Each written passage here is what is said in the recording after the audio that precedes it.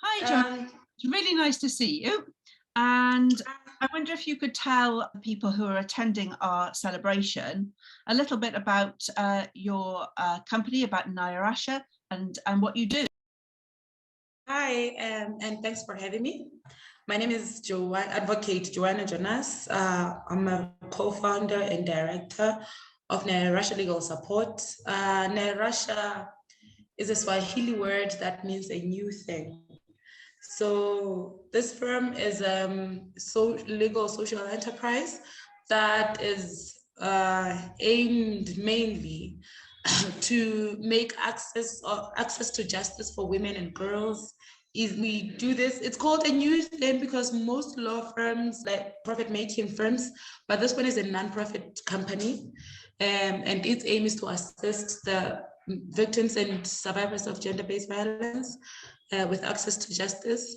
It's also aimed at empowering women empowerment by making legal services accessible to women, especially women entrepreneurs. We also hold legal education sessions for women, just so that they have a bit of basic knowledge of law for day-to-day life, for their day-to-day lives. That's brilliant. That's lovely. Thanks very much. Now we've come together from Dolin Cymru, Lesotho, and with you to work on this special project. And I wonder if you could just explain what the goal of this project is. The main goal of this project, the biggest goal, in the long term, is to have more women reporting cases of gender-based violence. This we are doing by strengthening the law enforcement capacity into how they respond to GBV cases, because one of the main barriers to efficient reporting of GBV cases is the fact that victims usually don't like the way they were treated or the way their cases are being handled. So we thought that if we can have a gender-sensitive, a gender-centric policing system, maybe it would be easier for women to report these cases more, and it would make their experiences in reporting better. So that is the main goal, and that is the main objective of the project. Mm-hmm.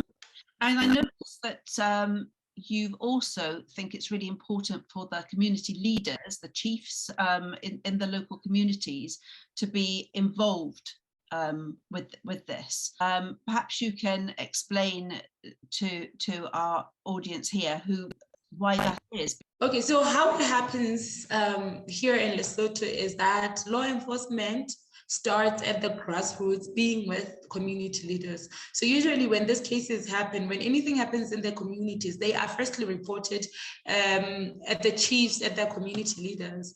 And since some of these cases, when they happen, the members of the community would call community leaders and the community police. Community police are sort of extended hands to the community leaders. They assist the community leaders, the chiefs, with administration, like with a bit of investigations, although it's all informal and it's all not as professional as with your regular police. Usually these cases, they try to resolve amongst themselves, usually by having, especially when the crime has happened in a domestic setting, when it's a, say, domestic violence case, they try and hold mediations. This is why we thought involving them would sort of enlighten them and make them aware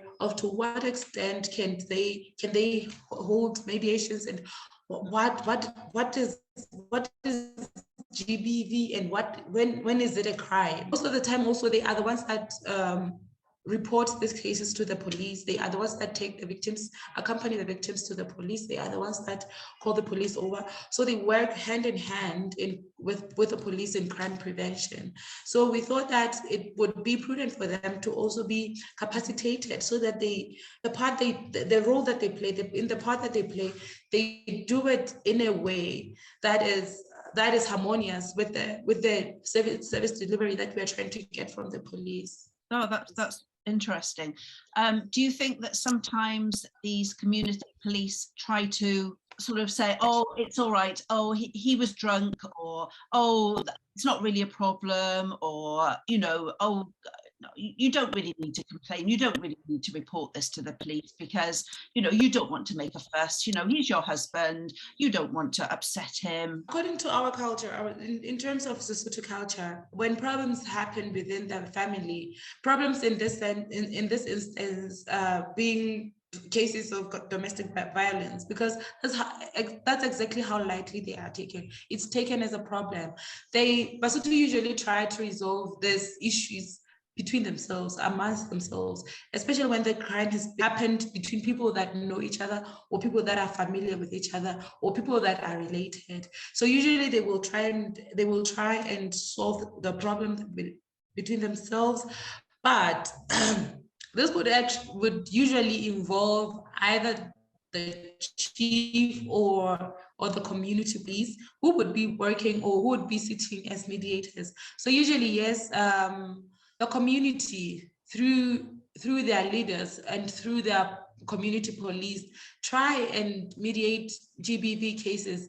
And it's true that cases of gender-based violence are taken very lightly, especially where they happen in a domestic setting. It's always the issue of, oh my God, yes, you guys are related. The family bond is far more important than what has happened. You can always forgive him.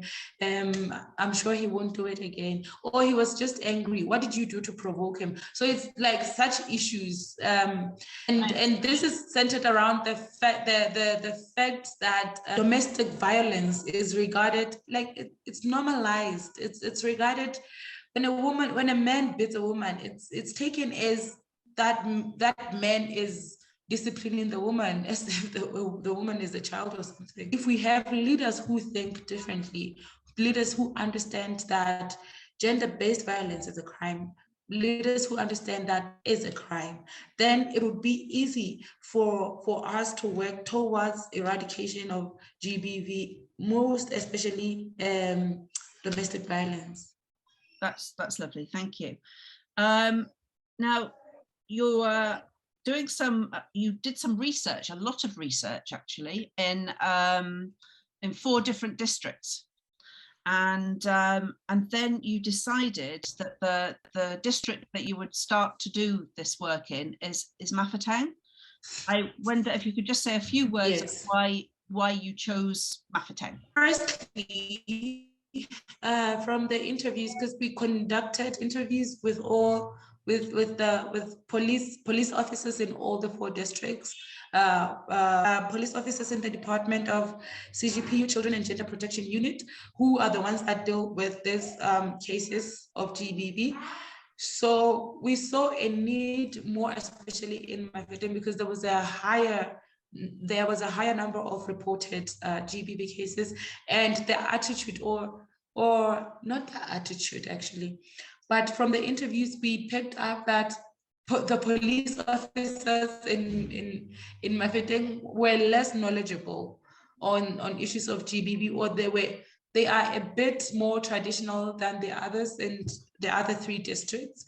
So we thought that we will start in Mafeteng to ensure that this project is more impactful in Mafeteng, where it's most needed. I think that the other reason is that we didn't know how far we were going to go with the project, so we thought if we were to do 1 district, let's make it Mafeteng.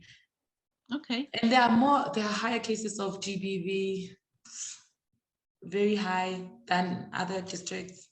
Do you think, I read an article when they were talking about sort of gangs in Mafeteng, and that there's there are gangs. big There problem are with, gangs. and it's. Do you think the gang culture leads to a higher incidence of gender-based violence? They do, because, for instance, when they are fighting during their beef or whatever, it's usually women and children that are victims of their violence, because they would go to each other's homes and vandalize the property and beat up women and children.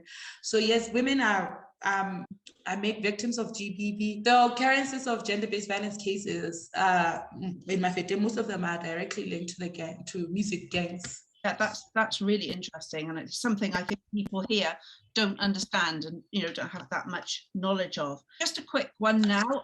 When are you hoping to start the training? We are actually starting tomorrow on the 1st of March.